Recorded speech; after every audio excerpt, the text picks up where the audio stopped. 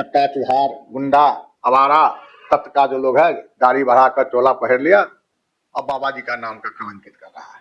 कोई जेल में है, कोई जेल में है, और कोई झूठे का पुलिंदा बांट रहा, जिससे कुछ होने जाने को नहीं है। एक से एक ऐसे शैतान बाबा जी का रूप में चोला पहन कर घूम रहा है। ऐसे शैतान से भला कल्याण होगा?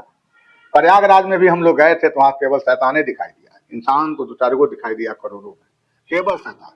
कोई त्रिशूल लेकर के किसी को पीट रहा है, किसी को डंडा लेकर पीट रहा है, किसी को धुनी लगनी टपने देता है, चंडाल का वेश बना करके सब घूम रहा था वहां भी, जैसे कि सारा दुनिया का कलंदर और सारा दुनिया का दरिद्र प्रयागराज में इकट्ठा हुआ था। हम एक भी नहीं देखा बढ़िया से बढ़िया संत को, एक से एक बढ़िया, एक दो को भी नहीं देखा, सब चट्टे चुहार सब था एक दिस से।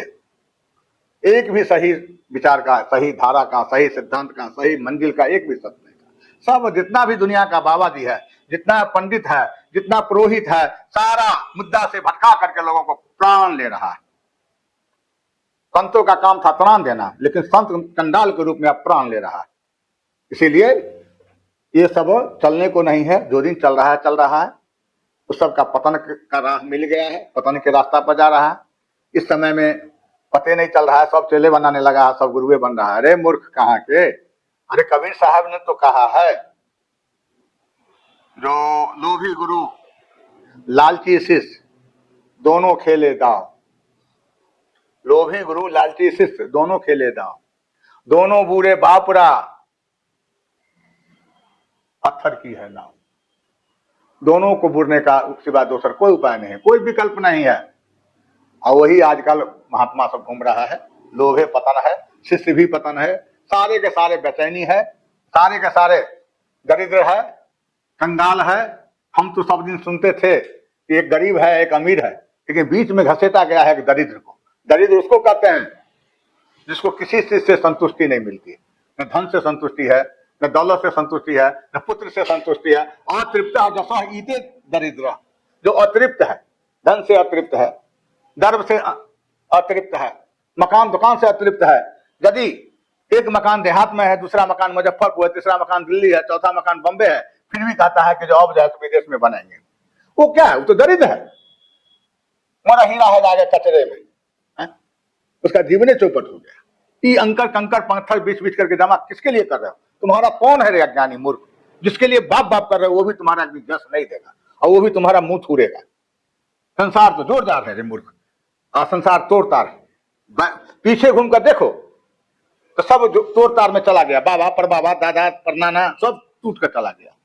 आगे देखो तो जोरदार हो रहा है, सब नोचनी सब आ रहा है नोचने के लिए। सारे के सारे नोचने वाला मिलता है, देने वाला कहाँ है? सेवा करने वाला कहाँ है? सेवा कराने वाला सारा दुनिया आ रहा है। इसीलिए करही जोग जोगी जहीं लागी को मोह ममता सब त्यागे। इसलिए लोग को पकड़ नहीं है, लोग अंधविश्वास में पड़ा है। पर्व का मतलब होता है पवित्र दिन का नाम है पर्व, और ये सब ढोंग है। जितना अपनी पबनी सब है सब ढकोसला है। असली मुद्दा को भटका करके पबनी में फंस जाता है। रे असली पबनी है जो दिन रात जो मंत्र लिया है उसको तो 1 लाख करके 6 महीना जपो ना, 6 महीना फलहार करके, सोल पहाड़ करके, साधना करके, जप करके देखो ना मंत्र में कितना फायदा है और कितना उसमें दुनिया का ताकत छुपा हुआ है। तब ना तुम्हारा अंदर का जागृति होगा, तब ना तू गुरु के चिन्हेगा। रे तू तो वासना में डूबल है, तू तो अंध है, अज्ञानी है, मूर्ख है, जाहिल है, दिखावा किया, जो कर रहा है तो हम भी कर लेते हैं, गलत बात है। इस सबसे उसका उल्टा असर होता है। राम नाम जपने से सुखी होता है लोग, राम नाम जपने से क्या नहीं मिलता है? अर्थ धर्म काम और मोक्ष से जय रहता है। तुमको भी तो वही मंत्र मिला है, दुनियादारी में फंस करके उस मंत्र को तो चिन्हवे नहीं किया, पहचानवे नहीं किया, गारत में मिला दिया, भटका हुआ प्राणी। तुम कैसे सुखी हो जाओगे? जब तक भगवान का चरण करीब में नहीं आएगा, नजदीक नहीं आएगा, तब तो सुखी हो ही नहीं सकता। इसीलिए ये सब ढकोसला है। बाबा जी भी ढकोसले का रास्ता दिखाता है। कभी कहेगा देवी भागवत सुनो, कभी कहेगा शिव पुराण सुनो, कभी कहेगा गरुड़ पुराण सुनो। अरे सुनते सुनते तो लोग पागल हो गया है। गरुड़ पुराण, देवी पुराण, गरुड़ पुराण, देवी पुराण, आइए कैसे विष्णु पुराण, आइए ब्रह्मवत पुराण, अग्नि पुराण, ये सब सुनकर क्या करोगे? इस सब कुछ नहीं है। सांख्य योग पढ़ो ना, जीवानां रुग्णसार्थ तत्व ज्ञान आदर्शिनम, उसमें ज्ञान कहाँ है?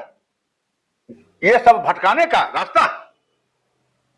पुराण पढ़ते पढ़ते सारे के सारे लोग बिगड़ जाता है, भटक जाता है।